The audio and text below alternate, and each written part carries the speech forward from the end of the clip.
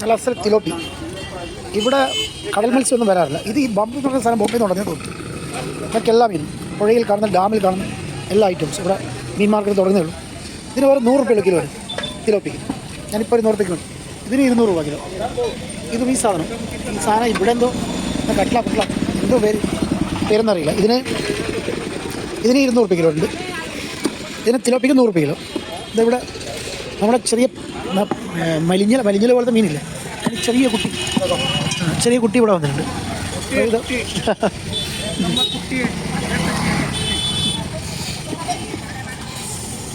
മീൻ മാർക്കറ്റിങ്ങിന് ഉണർന്ന് പ്രവർത്തിക്കുന്നു.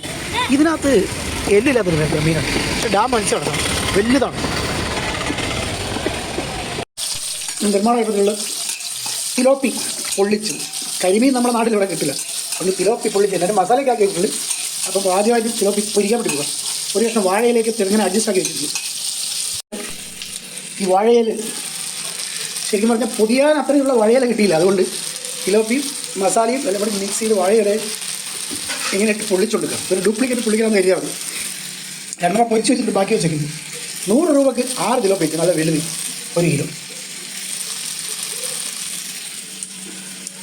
അങ്ങനെ ചിക്കൻ്റെ കറിയുണ്ട്, മോര് കറി ഇരിപ്പുണ്ട്, അതിൽ വറവിരിപ്പുണ്ട്, ചീര വറവിരിപ്പുണ്ട്, നല്ല പുഴുങ്ങലരി ചോറും ഇരിപ്പുണ്ട്, കൂട്ടത്തിൽ മീൻ പൊളിച്ചു.